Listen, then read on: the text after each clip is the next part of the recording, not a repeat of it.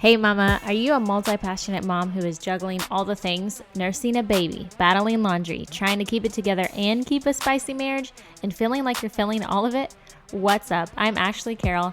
I'm here to hold your hand through this process because I believe when you're ready to take control of your life, beat the limiting excuses, step into your own power, you can not only survive, but you can thrive. But you're gonna have to show up for yourself. It's time for me to tough love your way through prioritization, taking self-care seriously, getting rid of excuses, reconnecting with your family, kids, and spouse, and quite honestly, learning to love the chaos because the glory is in the journey. It's in the mess. In this podcast, you will find balance for busy mamas, navigating mom guilt, time management strategies, and everything in between with no fluff and lots of fun.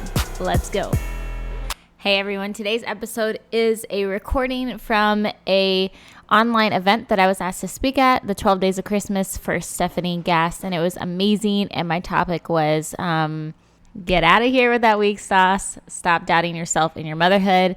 So I hope you guys enjoy this, and I hope you're having a happy holiday, a Merry Christmas, and you're taking a break from social media to connect with yourself and your family more.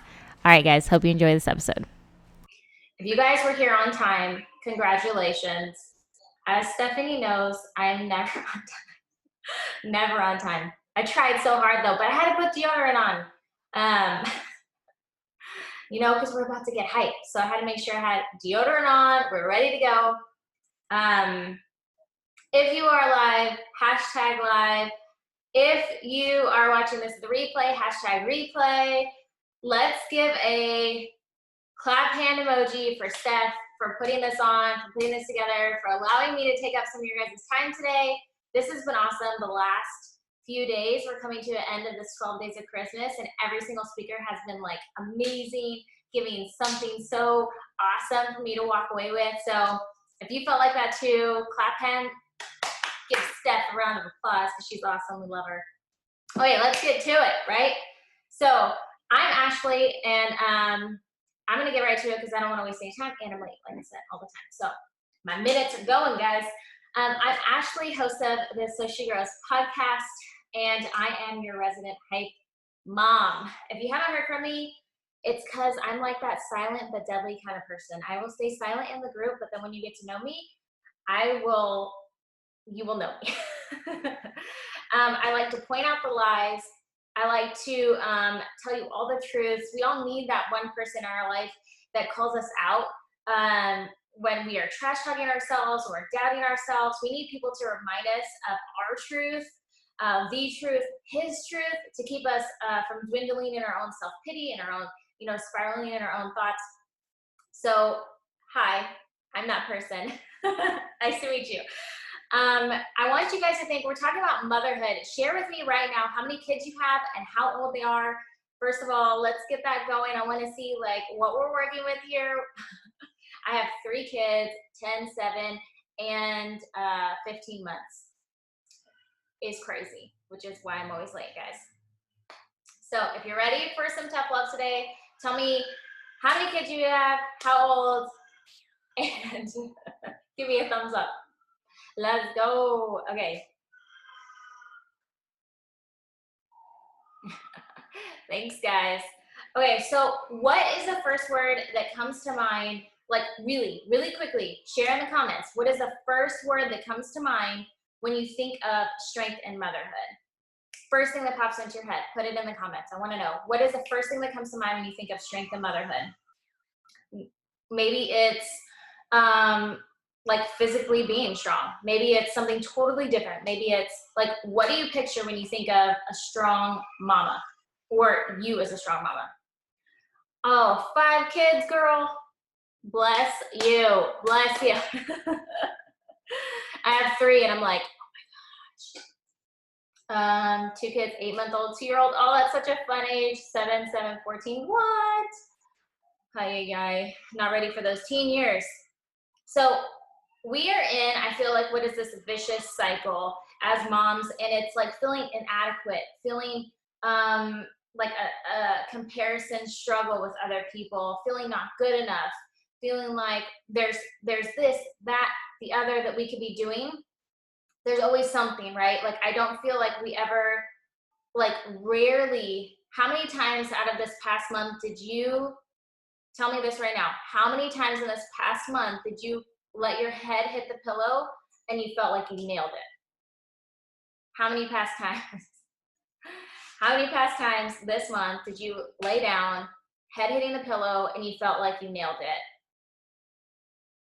Because we're in this vicious cycle, like I said, of feeling inadequate, comparing ourselves, feeling like we could have done better. It's always not like, oh, I did my best, that was good enough. No, it's never good enough. Even when we give our 100%, we still lay down and we're like, dang it, I forgot to move the elf on the shelf. Dang it, I forgot to, blah, blah, blah. Oh, I was like so impatient with them today. Tell me, hey Angel, tell me when or how many times can you think of in the last month that your head hit the pillow and you felt like you were good enough? You felt like you nailed the day. You felt like your motherhood game was strong and there were no regrets. So we're in this vicious cycle of feeling all these things, right? And so then we feel like we can't ever measure up. And we're constantly moving the bar, right? Because who sets the bar? It's you. Guess what? Like, we have this constant thing in our head that's telling us, you're not good enough. You didn't do good enough. You got to be better. But who says that? Who's telling you that? Maybe you have relatives that say stuff like that, but mostly it's yourself. It's in your own head that you're telling yourself that you're not good enough, that you could have done better, that, this could have been different, that could have been different, blah, blah, blah, right? It's mostly us. And so we get in our heads and we get stuck about it, right? And then we just continuously feel like, oh, I'm not good enough. I should have done better. I want to raise great kids. I want to do this. And then we check out. Of course, my husband's calling me. So then we check out. And then, and then we check into our iPhones. Yeah. I don't know if you knew I was going to go there, but we're going there. Steph talks about this a lot. Even Chelsea Joe, she was speaking the other day. She talks about this a lot. You guys, I did not feel convicted about this phone thing because I'm like, I have this on lock. Like, I'm okay. I'm checked in with my family. And then I started really examining myself. And the other day I asked a question in the group and I was like, hey, what do you guys think is the main weakness in your motherhood? Or like, what do you feel like is the thing that's just like your pain point in motherhood? And a lot of you guys just patience. And I was like, what? I was so surprised. But here's the deal, you guys. Because we get so in motherhood, we're in the mess. We're like diving nose deep, and we're also in this world of comparison and trying to do better, trying to raise amazing kids, trying to Pinterest everything, trying to compare to who we think is the best mom, and we want to match their mom game. And then we get so overwhelmed, it's debilitating.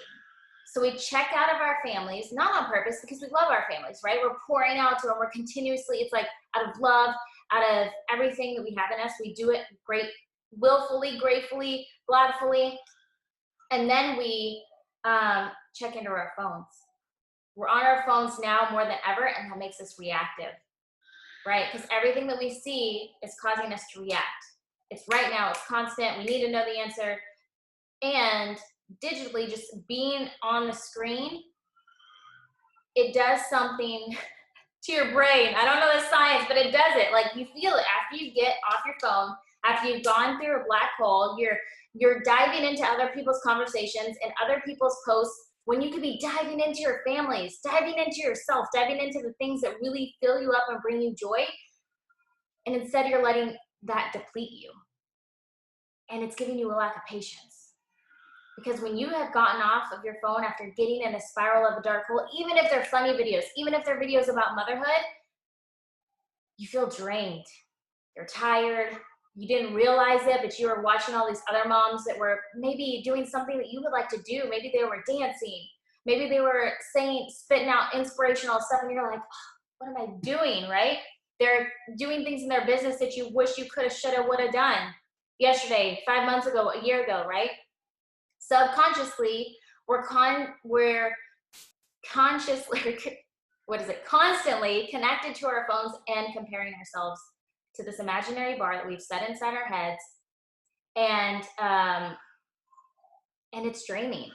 Yes, if you go to good things on your phone, sometimes that can be good, but also, y'all, it's still, we're training our brains to be reactive, and this all the sensory stuff that's going on, like, it just contributes to a lack of patience. Here's the deal though, like, how many influencers are you comparing yourself to because you think that they are nailing it in motherhood? I'm I'm being completely honest. I used to follow somebody who was amazing. She was great. Positivity all the way. But you know what I caught myself doing that I didn't think that I was doing? Was slowly just walking away from my phone. Like, it was like this little chip that kept breaking off every time I went to her account. And she was great, positive, just a great influence. But I found myself thinking, like, oh, I'm going to try this that she does. Or, oh, I should implement this that she does. And then when I wouldn't do it, or when it wouldn't work out the way that I thought that would, it was slowly breaking me down.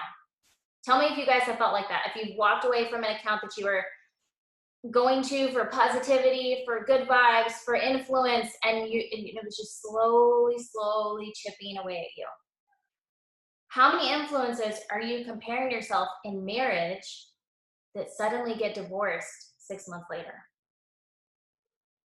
Yes, overstimulation. That is what I'm talking about. It gives us a reactive mode to then when we turn around, right? All this good vibes, adult things. And then when we see these little people and they want mommy, they want me, and they want us to do, right? Then it's like, right? Because we're in reactive mode. How many influencers are you comparing your marriage to? Do you think that it's picture perfect? And then 6 months later, they're divorced. The problem with comparing our motherhood or our lives to anybody in general is, for one, we know this, is that we're only get the highlight reel. Even if they say they're being real with us, a lot of the times they're not, because they still are. They're just like us. They bleed like us. They hurt like us. They feel inadequate like us. They are self-conscious like us. So they're not taking selfies without a filter. They're not, doing this, that, and the other. They're not showing us mid temper tantrum and all this stuff, right? So even though they're trying to show up as real as they can be, we're still not seeing the full picture a lot of the times. And the problem with comparing our motherhoods is that we don't get to see the things that are really going on, right? Like, we won't know how their kids turn out until they're 18 years old. And if their kid is like gangster, I don't know, having a meth lab, I don't know. Sorry, Steph, for that example. You know what I mean? Like, we don't know how it turns out. So we're putting all our eggs into, like, oh my gosh, she's such a good mom. I need to be like her. I need to do like her. She's like hashtag mom goals. And at the end of the day, here's what I want you to walk away with. I don't want you to do that anymore. Yes, look to people because they inspire you. Yes, look to people because they're fun and they bring positivity to your life. Yes, look at people because you can relate to them. But do not look at people as your baseline of who you should be, who you think you should be, what you should be doing, or what is a good motherhood role. Because here's the deal, we are all meant to mother the babies that we have. God doesn't make mistakes. He gave you those babies for a reason, and you are already a good mom just because you love those kids. So you have to stop doubting yourself in your motherhood. Do we need to ask for help sometimes? Sure. Do we need to take a nap? Sure. Like, all the time. If you have toddlers, all the time. Do we make mistakes? Sure. You're going to make mistakes. I want you to walk away from today's conversation knowing that kids, good kids, like honest, good, life-changing, world-changing kids do not come from good circumstances. Good kids come from a home that loved them. So if you're here today and you saw that title and it said, "Stop doubting your motherhood," and you were like, gosh, that's me. All the time, I feel like I'm not good enough. All the time, somebody's telling me that I need to do more, that I shouldn't be working 9 to 5 and getting a nanny, or that I shouldn't be putting so much energy into my business, or that I shouldn't be doing this, that, and the other, that I should show up more for my kids. guess what? There is so much grace in motherhood, and that if you've ever seen children who are troubled or show up on the news, or your friends and family, y'all, they do not come from just poor situations, hardships. The kids, and I can say this honestly because I've had a hard, tough life growing up. Good kids do not come from money, lots of toys, lots of fun things, lots of Pinterest projects, a perfect mom. No, they come from a mom that loves them. Give me a heart if right now, give me a heart emoji if right now you feel me. Because I want you to walk away knowing how to feel more confident, doubting yourself less, checking out of your phone more, checking into your families, but with joy, with gratitude, with energy, with confidence. So let's go over how to feel strong in your motherhood real quick. 1, trust your gut instinct.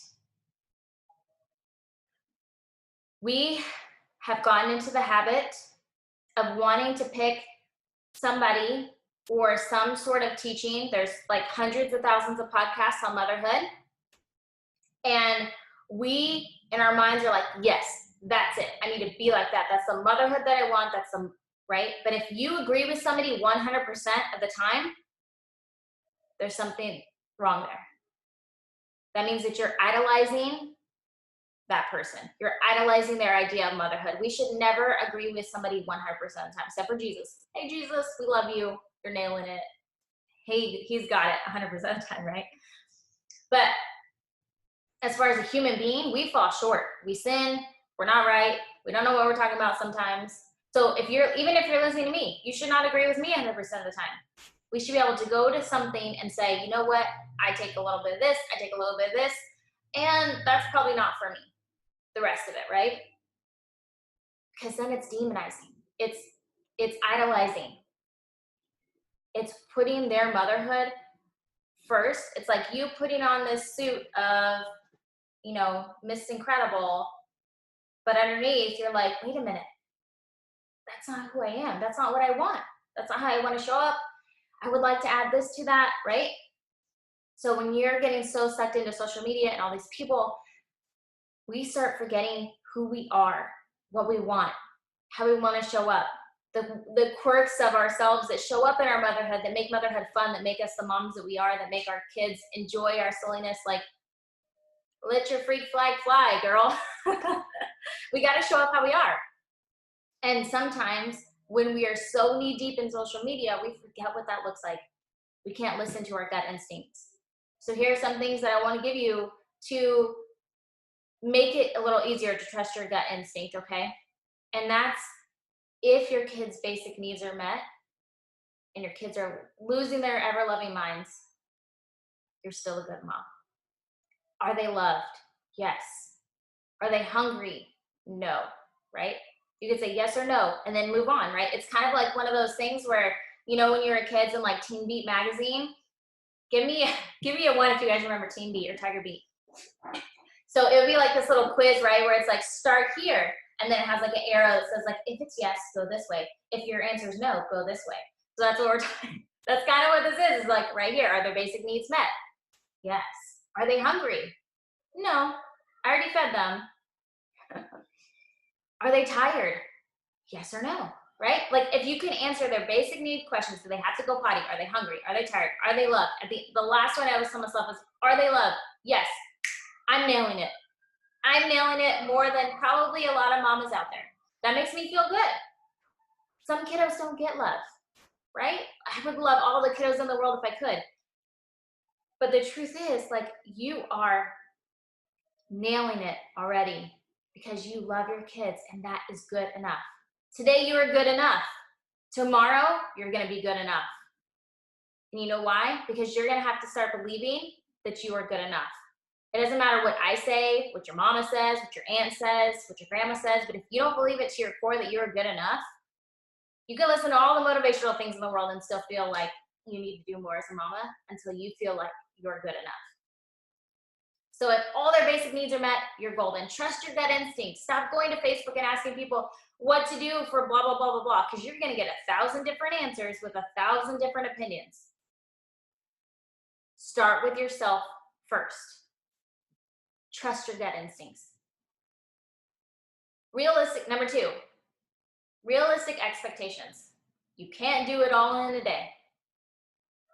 Stop putting these unrealistic expectations on yourself that nobody else is putting on you. It's just you. We can show up the best way, and that is good enough. If you have 30% in you today and you show up 100% of that 30%, you're nailing it. You're nailing it. You're doing great. If you have 90% and you're showing up 100% of that 90%, nailing it. You did an amazing job. That was good enough. Do not expect yourself to be able to do it all in a day, because nobody can. And when we set those unrealistic expectations, we're not only doing harm for our kids and exampling to our daughters and our boys that this is what they can expect from motherhood, or that's what they can expect from their wives, or their other people that they're in relationships, whatever, right? And that's setting themselves up for failure. We don't want them in the same cycle that we're in, to where we have this crazy bar that we're setting and like just trash ourselves at the end of the day when we don't meet that. Have realistic expectations. I have a toddler. Y'all, I was supposed to be on here at 9:45. I should have been 9:49.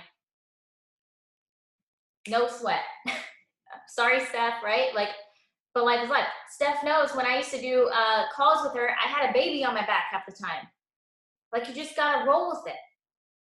I'm gonna show up the best way that I know how right now with what I have. And that is good enough. And I want you guys to feel that too. Give me a 1 if you're with me. The third one, okay, so the first one is trusting your gut instinct. Y'all put these in the little commenty things so I can keep track of what number I'm on, because I'm gonna be like 5 when it's like number 2. So number 1, trust your gut instinct. 2, realistic expectations. 3, taking care of yourself. Give me an amen if this is you. Holiday expectations.